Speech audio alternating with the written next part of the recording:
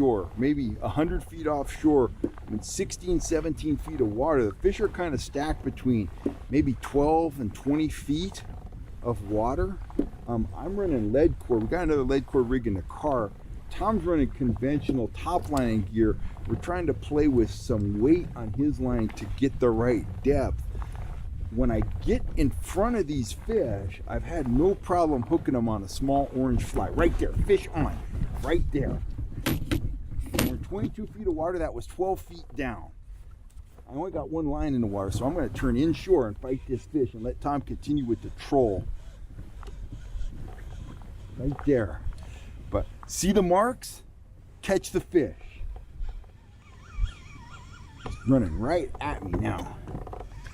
Stay here in 14 feet of water. Just keep the line tight. He's coming my way. He's gonna go crazy in a second. Oh, we're getting to that point. He's starting to realize he didn't like the way this is going. Oh, nice big fish. Wow, he's gonna go crazy.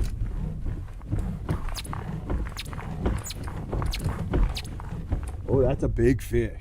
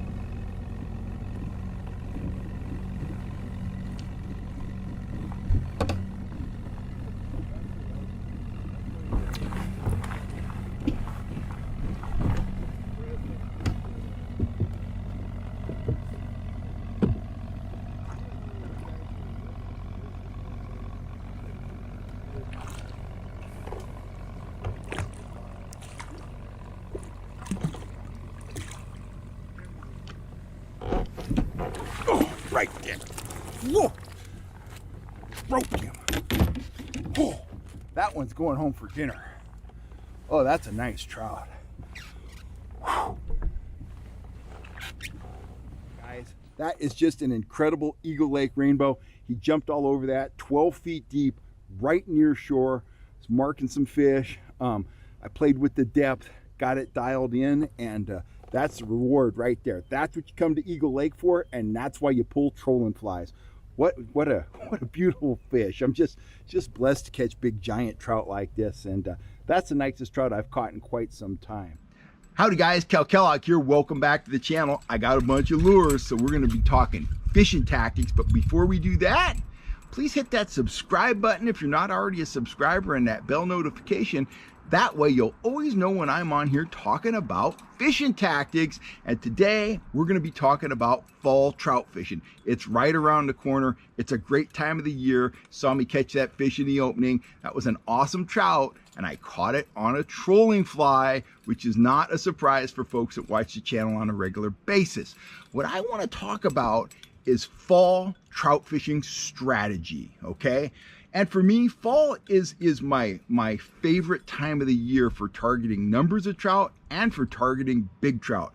I love spring fishing, but the conditions tend to be more variable in the spring. You know, sometimes you're dealing with high water, super cold water, murky water, or water because the lake came up that has leaves and twigs and grass and stuff in it, and it can foul your lures and kind of give you a headache.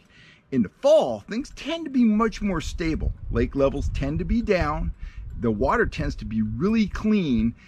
If you start out high early in the fall and then proceed kind of down the Sierras and end up in the valley, you're always going to be fishing a temperature range that is prime. In September, you want to be up high. By December, you want to be down low. And the thing I like most about fall trout fishing is the fact that the trout are really, really aggressive. On an instinctive level, they know they got to put on the feeding bag. Winter is coming, they got to stock up for it, and that makes them ready strikers. And it means you can really narrow down your lure and your tactics selection, so to speak, and be really effective out on the water, okay? Fall is not the time typically for finesse tactics. It's the time for power fishing, and that's what we're going to talk about today. We're going to talk about my systematic approach to catching fish during the fall.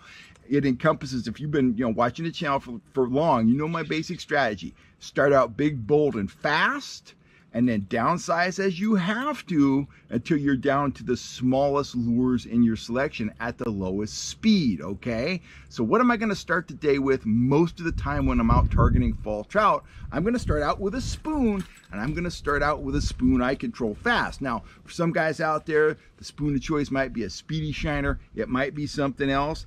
I am reaching for either my speed spoon right there, which if you haven't tried these and you're a Speedy Shiner guy, I challenge you to give these a try. It is a better lure than a Speedy Shiner.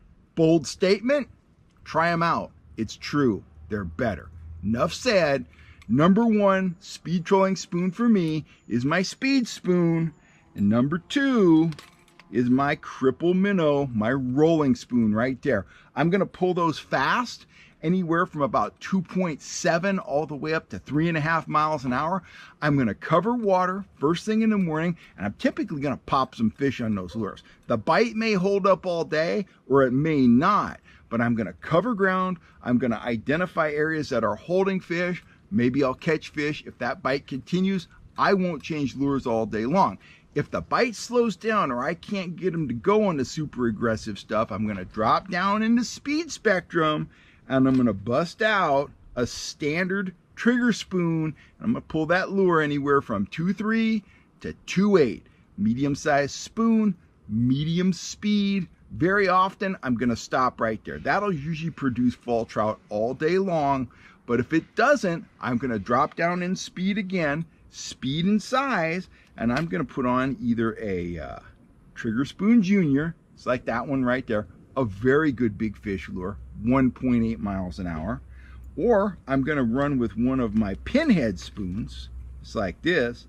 This one has a broader speed range than the Trigger Spoon Junior. I'm gonna start out pulling this at about 1.8, but I can goose the speed up on this. This is a small compact spoon that you control quickly as well as slow. So very versatile, very effective lure. We've only been running these for about a year, and they have proven their worth out on the water. So just to recap, start off 2.7 to 3.5, fast, aggressive, and large.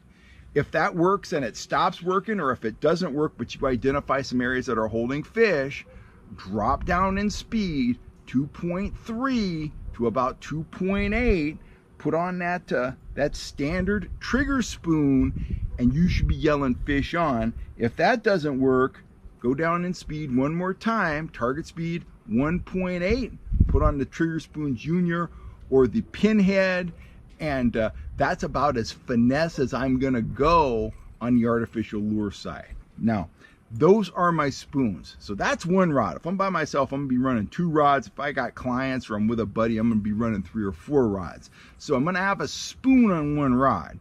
You know what's coming. You know what's gonna be on my other rod.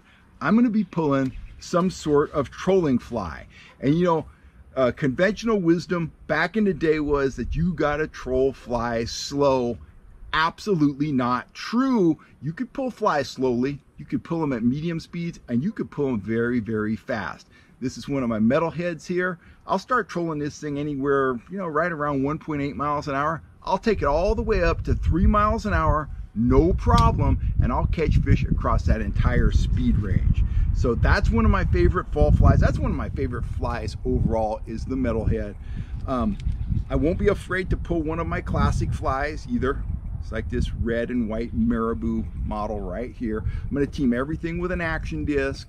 But, you know, my classic flies, I'll be trolling these anywhere from about 1.8 to about 2.2 most of the time. That's the sweet spot for these. They have exceptional action. They're the perfect size, absolutely deadly.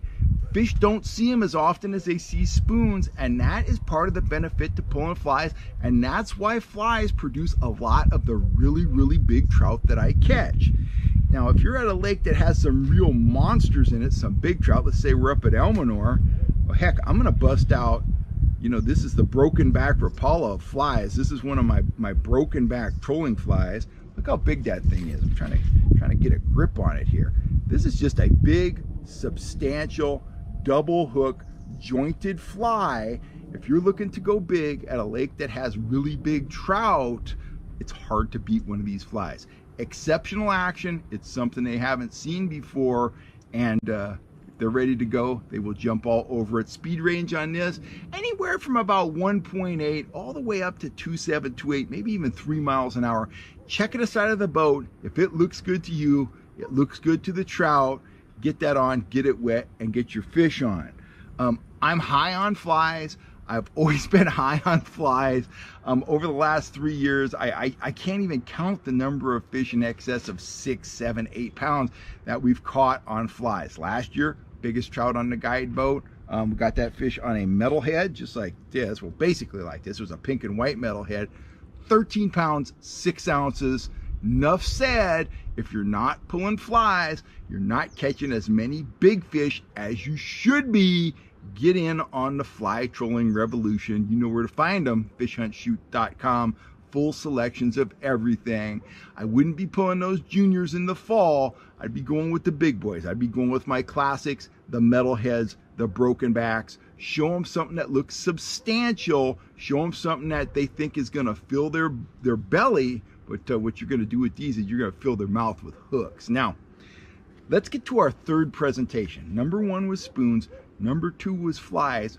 What the heck are we going to do if we get to the lake and spoons and flies trolled aggressively aren't working? I'm going to cut right to the chase. I'm going to give those fish real meat. I'm going with half a threaded Nightcrawler on a slow death hook, and I'm running it with an attractor. One of these 3 attractors right here. Let me hunt them down right there. I had them sitting in my chair over there by my lemonade. I'm either going to troll that worm with a turbo flasher, just like that, maximum flash, maximum vibration, minimal drag. Wes and I troll these a ton. They are fantastic, and they are absolutely unique to my store. No one else has the turbo flasher, enough said. Second choice is going to be a mini willow leaf dodger, just like that. Very subtle, just has enough action to pull fish in. They spot the worm, they taste it. You might have to play with them a little bit, but when they taste that real worm, it's real hard for them not to just inhale it. Now, with those 2 attractors, the turbo and the mini willow leaf, we don't run these a lot, but we should run these more. This is going to be my third choice this fall. This is a blade that I've been running a ton this summer. It is the Sierra Diamondback. I've been running it a lot for kokanee, flat out deadly for kokanee, but they're flat out deadly for trout when you're trolling worms. It doesn't have that big kick that a traditional Dodger has. It has more of a twisting action, unique flash, unique vibration, something the fish haven't encountered very much. Give the fish something novel, give them something they haven't seen and heard before. The chances of you hooking that fish go up quite a bit. If you show the fish something unique, you just have a way better chance of hooking the fish as opposed to something that they see every day. How many times does a trout in a lake see a Seps blade? How many times do they see a 4-inch sling blade? Every day, all day. How often do they see a Sierra Diamondback? Not that often. Maybe you're pulling it, maybe I'm pulling it, maybe Wes is pulling it. That's about it. These aren't in every store in the world, therefore the trout aren't seeing them as often as they're seeing those old standard Dodgers that everybody has in their tackle box. So let's recap, guys. Those are my 3 basic presentations for fall trout.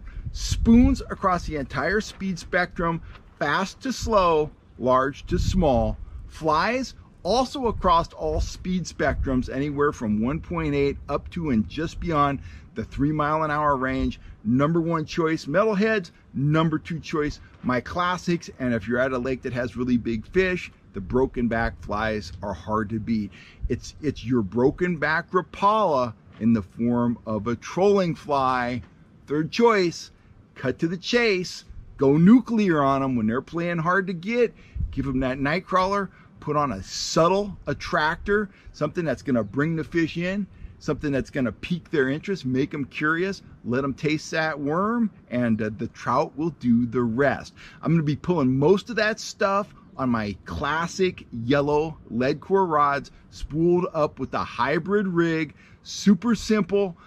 If you're targeting lakes at the right temperature, you're not going to need to employ that downrigger. You're going to be able to get by with the lead core, with the top lining, maximum fun, less, minimal fooling around with a downrigger. That's always a good thing in my book. I have downriggers, got them on the boat, got them in the kayak, but if I can get by with that lead core and that beautiful yellow rod, that's what I'm going to do. Okay, guys, let's wrap this up. I'm going on and on. I'm Kel Kellogg. I'm out of here for now. Thanks for all the support, and I will see you out on the trout water this fall. Let's get out there and let's yell, fish on. I'll catch you next time right here on YouTube.